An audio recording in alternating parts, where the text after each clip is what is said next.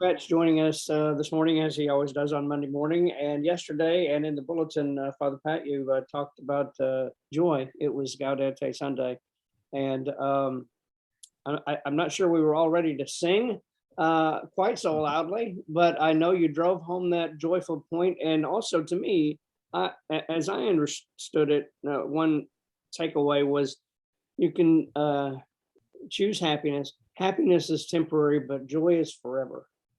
Right, right. You can't choose happiness, right? You can seek happiness. You can try to put yourself in positions where it tends to make you happy, uh, but you can choose joy.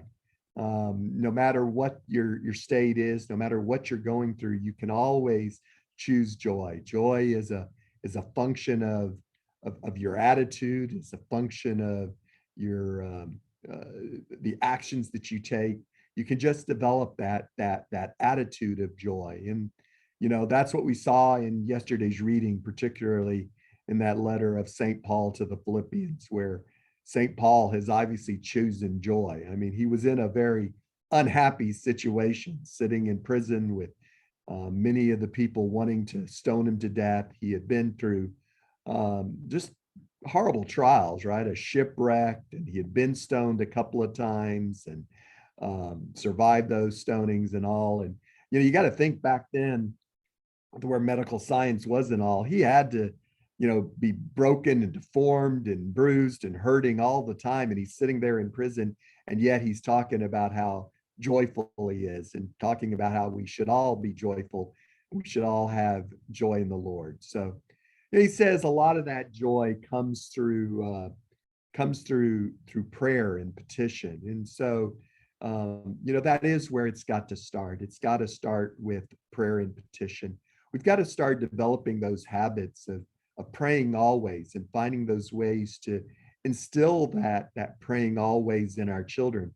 That's why I like yesterday at the faith formation classes, we talked about a new program that's sponsored by the Knights of Columbus, and handed out a little booklet at the classes in English, that called Family Fully Alive, that every month has a little prayer service that you can conduct in your home.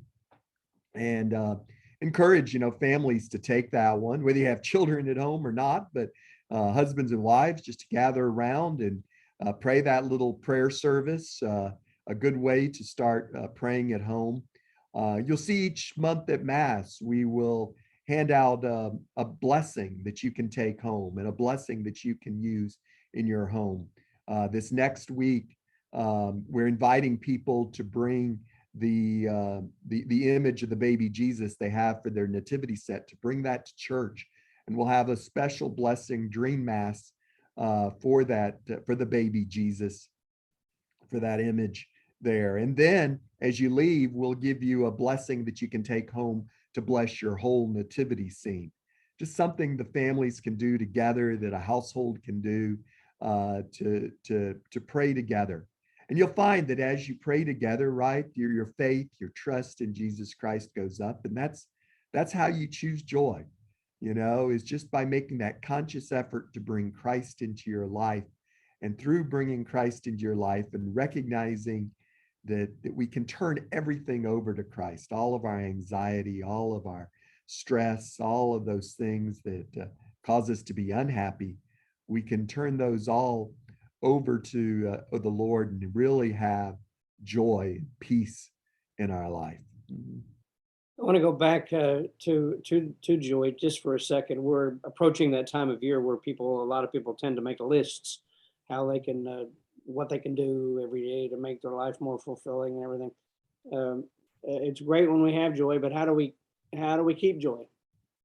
Yeah, so the John the Baptist in the gospel yesterday gave us a kind of a threefold process for choosing joy, for maintaining joy, practical steps that we can take. And the three things he said was, first he said, look, if someone has a cloak, give them another cloak. He's saying be generous, right? And then the second thing he talks about is, don't extort people, don't lie about people, don't cheat people. So the second thing is to be honest. And finally, the third thing he says is, look, be satisfied with your wages. And it's that third one, to be satisfied. Especially in today's society, in our materialistic society, it's that lack of satisfaction that so much irritates us and frustrates us. And we get frustrated with people, and that's what keeps us from having the joy. But if we just be generous, it's better to give than receive. If we just be honest and honest in all of our communications and all, we don't have to worry about the lies and things.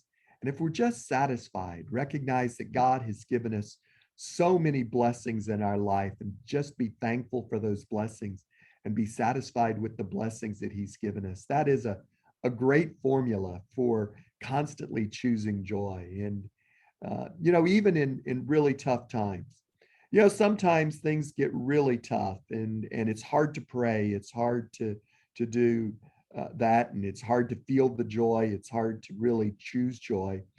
Those are times that St. Ignatius calls desolation, and we're all going to fall into those, and we need to be persistent.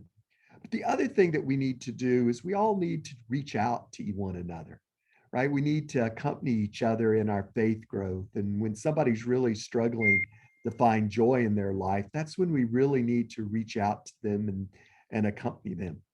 That's what our pastoral care ministries really are all about. That's why we're now calling them our pastoral accompaniment ministries, is reaching out to people in nursing homes and people in hospitals, and people that are struggling with the grief, people that are struggling through divorce, and those and are having a hard time finding joy in their life because of the struggles that they're going through.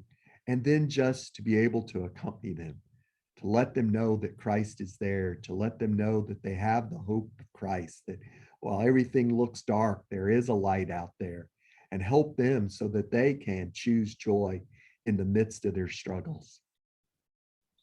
And finally, I'm kind of hopping around here this morning, but the link to the Family Fully Alive document is just below this video, both in English and Spanish.